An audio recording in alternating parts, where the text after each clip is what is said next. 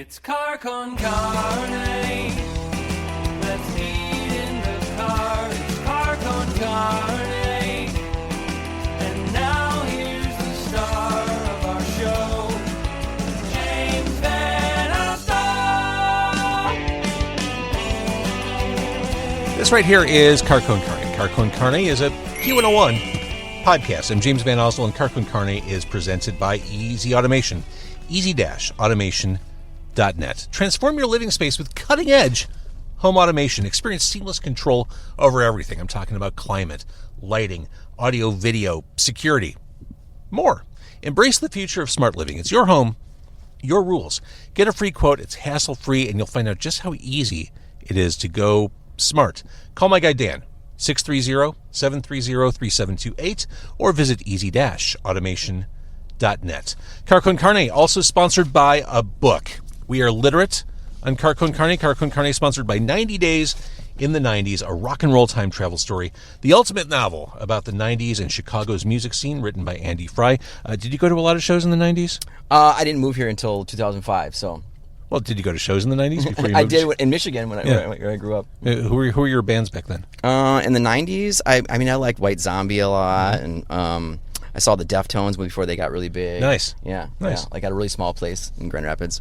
So this book, join record store owner Darby as she goes back in time to the 90s in Chicago. She hops on the mystical Gray Line and ends up back in the 90s, soaking up all the pop culture and nostalgia you can imagine. Find out more. Get the book.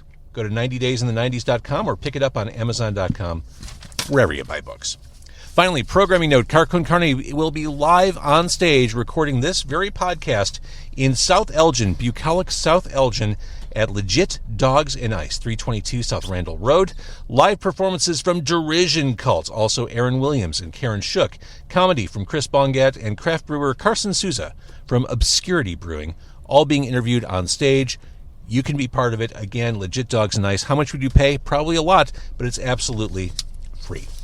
So, Car Con Carne is what we're doing here. My guest is, the band is a self-described gothy little rock band from Chicago. I have Jay from Comasoft next to me.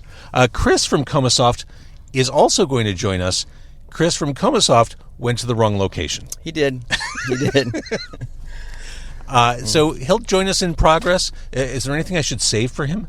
Just besides his incompetence, no, he'll be here in a minute, I guess, depending on how bad the traffic is. Let's talk about Comasoft. There is an EP release party for the next EP, Gather at the End, April 25th. It is a Friday night, Cobra Lounge, release date and performance. Your first show back as Comasoft, opening up for Stabbing Westward. I mean, if you're going to come back in a big way. Yeah, that was it. That was really, we had gotten some offers, and I kept saying no, and then I got that, and I was like, well, let's here we go. Yeah, let's do that. So obviously it went well, because here we are talking about Comasoft months later. Right. Yeah. Not that the fans saw it, but were you rusty at all? I felt like I was right at the very beginning, but then it all kind of came right back. So it felt really good. Yeah. Were you nervous? Like, could you hear it in your voice? Like, yeah. Well, yeah. I think that our guitar player is also named Chris. Not the Chris that's going to be in here in a second, but not the Chris who failed the assignment. His last name is Campbell, so we call him Soup. So from now on, I'm going to refer to him as Soup. Right. But so Soup, his as soon as we started, the intro was going, and then he was just yelling, "My guitar's not working." I didn't have anything to say. I just yelled at him. I was like, "Figure it out," and then he did right when the song started. So it worked. But yeah, I mean, after that, it's like old hat. Yeah. I had my signature stomp box that you get up on. Once you get up on that thing, it's all downhill from there. That's awesome. Now, before that show with Stabbing, was the last show in 2016? Yeah, probably Subterranean. I think we used to play Sub T a lot, and Double Door. I think the last one we played might have been that Subterranean. So let's take a step back. What led to you pumping the brakes in the first place?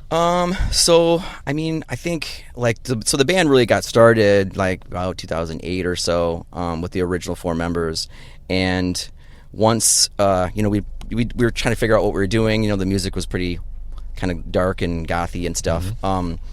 But around that time, there was a lot of bands, just doing just a little bit more pop. I mean, I tend to like emo and pop punk. I like that stuff, but I wasn't really writing it. And then we experimented around with a couple of songs, and then Chris Payne from Local 101 started playing one of our tracks, and things kind of took off. So we spent a lot of years like just playing and having a great time, driving all over the place. We had a big, huge church van.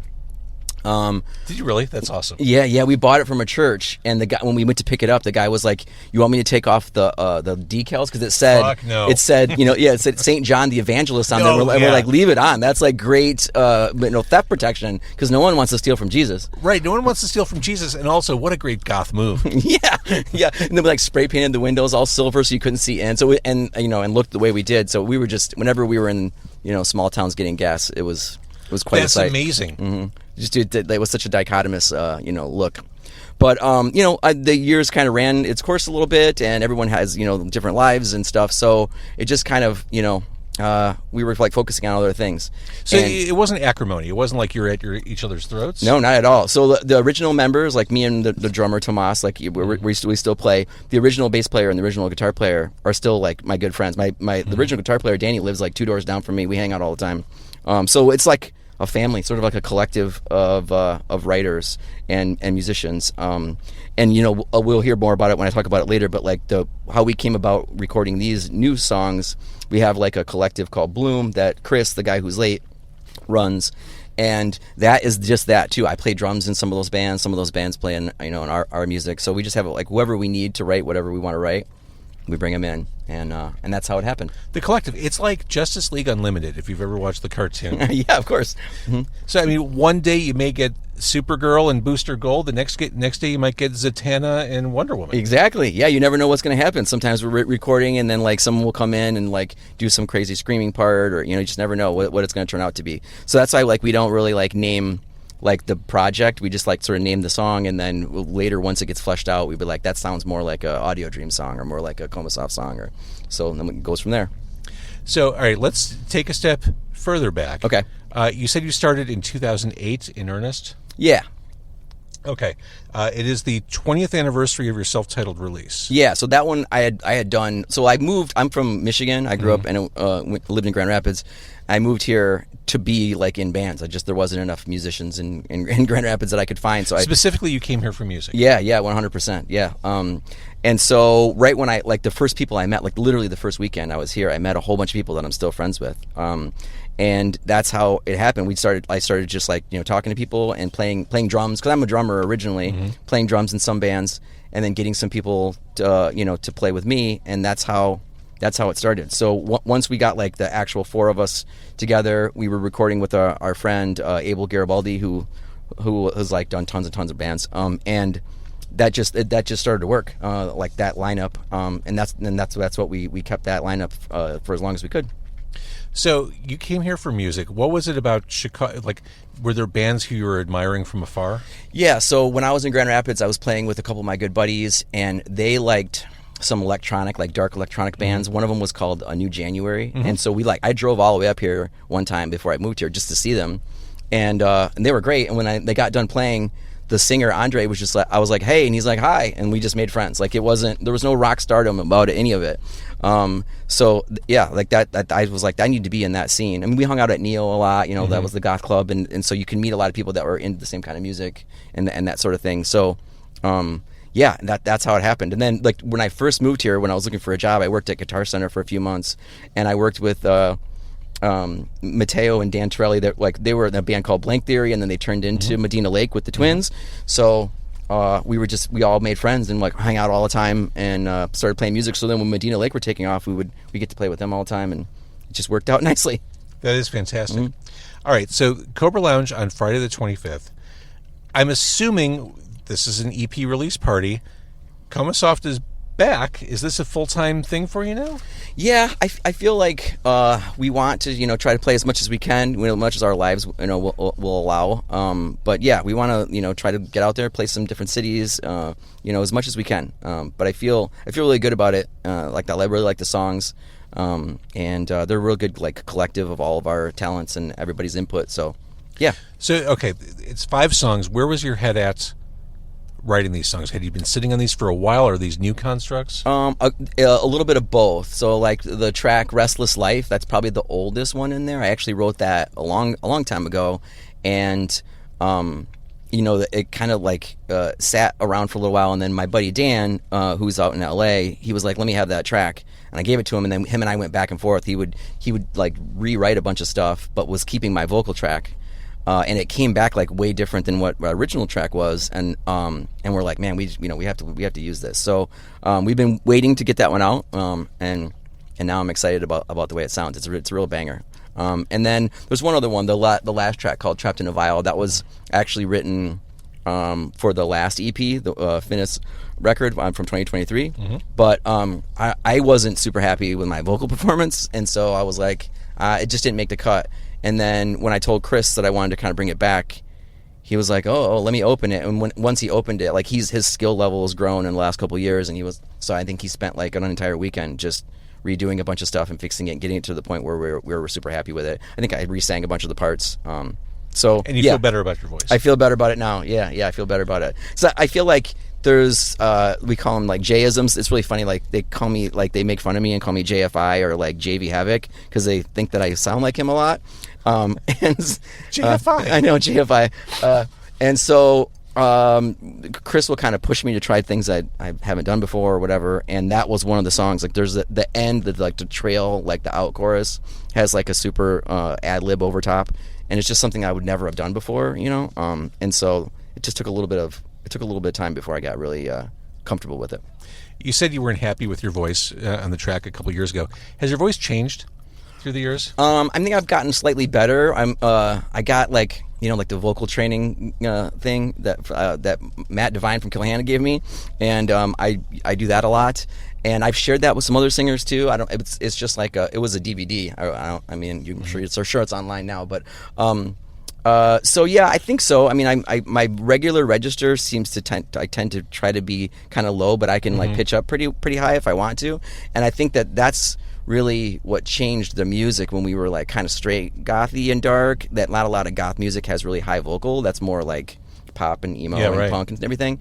But it felt really good to do that. So now there's really just no rules. We just kind of make whatever we want, and there's a lot of layers in there. So I still get to sing really low. I still do octaves, and I still sing super high sometimes. So when you started, the world of the business of music was very different. From what it is now. And I think you just said something in making your own rules. Like, this can be whatever you want it to be at this point. Right. Yeah, there's no real, like, age limit on goth music, so you can kind of do whatever you want. And it's a really big like resurgence of it right now. There's like some of these bands that are just like a couple guys in a drum machine, and they're playing huge rooms. So it just wasn't like that, some years ago. But if you were playing faster and a little more hooky choruses, then you could be in big rooms. And I feel like I liked all that music anyway, so I was moving kind of fluidly through that. And maybe I had to apologize for being that way to some extent, but now I'm at a point where I'm just like, it doesn't really matter. If this hook is good and the music feels really nice, then I'm cool. And everybody else who's in the band and is making music is like, yeah, as long as it feels good to everybody, that it doesn't really matter if it fits exactly in. So I realize you're all later in life. You took the time off, and now you're back at it. Is everyone aligned? Like, I mean, you're all in. Are you all somehow synced up on this? Yeah, I mean, I've always told everybody, like I spoke about before, like the other two members, Chris and Danny. There's like been a lot of Chris's in the band. Well, there's Soup. Yeah, there's Soup, and there's Chris. Chris Lee, who's coming, and then the original bass player, his name is Chris Polinsky. We call him Crispy because I would too. Crispy. And it's a given. Yeah, I always make names for everybody. So that was something I had said from the very beginning. Like, I don't want this to be like a laborious to you. If this is fun and you're having a good time and you feel like you're being heard, I don't want to be a dictator. I grew up being a drummer, and I was a drummer in tons of metal bands where like my only job was just to show up and make a bunch of noise. And I that's why I decided to stop being a drummer and be a singer for a while. I just was like, let me create a different atmosphere. And that's the atmosphere I wanted to create, was just, everybody's here to like put their 2 cents in, and we'll see what happens. What's the definitive metal album? My favorite? Oh man, there's let's see. I love October Rust from Typo Negative. That's like 74 minutes of just beauty. 74 minutes. Not to put too fine a point on it, but Yeah, it's just this super long, really beautiful record. I love that. I mean, of course, I like some classic stuff, I guess. But I listen to a lot. I love black metal, which like nobody likes. Even my metal friends don't like. But there's some great stuff. There's like this band that I listen to. They're called Falice, which is a town in France, and it's like shoegazer music, which is beautiful, but at like 200 beats per minute. So, and you can barely hear the singer, so it's just more about like beautiful piano and beautiful like dissident guitar. It doesn't sound like when you say black metal, people think the dudes with the spikes and the makeup. This is not. These guys look like hipsters, like they like. But it sounds like shoegazer music, but it's just really fast. Yeah. You sold me on it. That was well described. It's really good. You should check it out. I'll give you a bunch of links later. Excellent. All right, so Comasoft is back. The new EP hits at the same time or on the same day as the release show at Cobra Lounge, which is a great place to roll this stuff out. Oh, yeah. You can make a lot of noise in that room. Yeah, I love it. Uh-huh. Yeah. What's Chris's punishment for missing this? He has to buy the tacos, I guess. We're parked at Taco Bell. We're parked at Taco Bell. Sometimes food is a challenge here for Car Con Carne, so I said, well, let's go to Taco Bell, and if we're feeling it, we'll go in. I wasn't really feeling it. No, I mean, I was going to say, like, this would be, like, probably the 5th or 6th time in my life. Shut up. That I've ever had Taco Bell. He pulled up on a scooter. The scooter almost crashed. Go behind Jay. Yeah, I don't really eat Taco Bell. Like, I've only had it, like, maybe 3 or 4 times in my life, so I was cautiously optimistic about how it would go. Hey, fellas. Hey, buddy. Chris, we were going to be upset with you until you came speeding toward the car on a scooter in like this show-stopping moment. Nice to meet you. Yeah, you as well. We're done. Moving on. And moving on. So I'll just ask you in summary. It is nice to meet you, and I get it. I mean, there are a million Taco Bells in the city. How does it feel to be kind of back in full gear? You've got the EP release show. You've got the EP. How does it feel to be in full Comasoft mode again? It's good. It's fun. It's like, I think that this is some of the best work we've done so far, so I'm excited for other people to hear it. Awesome. Yeah. So in summary? I'm hoping that we already have some stuff in the works for a follow-up. Some friends of ours are doing remixes of some of the songs that are on the release. Do I know who's doing those remixes? You might. The band Cut Rate Box is doing one. Stephen Olaf is doing one. Our buddy Danny Lucero, he goes by Santo Gato. He's kind of like an electro dude. He was doing one. He was over the other night playing is it that for us. translated as Saint Cat? I think it's yeah. Okay. It's his cat. It's his name. The name of his cat. He named his band after his cat. So, and we're going to do a few more. Jim Marcus wants to do one, so I gave him all the tracks, and I was like, pick whichever one you want. But I thought that would be pretty fun. And then, yeah, that's great. Chris and I are working on maybe a couple new ones, and so maybe like in a couple months after this EP comes out, we'll put out like a part 2 with a bunch of remixes and then another new track on top or something. I love it. Oh, I should ask about Let's Go All the Way. Oh yeah, okay. That was a fun one out of nowhere. Oh, thanks. Yes, we'd always tried to do one cover in our set. We used to play "Scared of Girls" from Placebo, and let's see, "Love Song" from The Cure. Mm-hmm. And I'm not exactly sure who was the first person that brought that one up, but I mean, I love that song, and it's a ridiculous track. Like the lyrics are super ridiculous. Agreed. Yeah, they don't make any sense. And then once we got into the studio, it just kept getting heavier and heavier and heavier, and we're like, this is probably where it should be. You made it yours. We made it our own, yeah. And so we resurrected it's not goth adjacent like a Placebo or a Cure. Like that was a cool move. Right on. Thanks. Yeah, I told him about. Hey, Chris, I told him about you call me JFI sometimes. So yeah, because he kind of has like some Davey Havocness. Some JV Havoc. JV Havoc. There was one time I was just writing some random songs. I hadn't listened to Black Sails in a long time. And so I was like, I want to write a song like this, And I'm like, who do I know that sounds kind of like Davey? And I'm like, Jade kind of sounds like that. Just come over now. And then we ended up writing that Blood in the Water song. Yeah. So we'll be playing that one. So what I was saying before Chris got here, like our collective, Bloom, like it's just run by him, but essentially it's just a collective of a bunch of musicians that we know that are all in different bands, and just meet up at his place and whatever's on the menu. Whoever needs to be doing whatever part kind of jumps in. So, Yeah, I'm doing Car Con Carne wrong. So we're sitting here at this Taco Bell parking lot in Milwaukee and Belmont.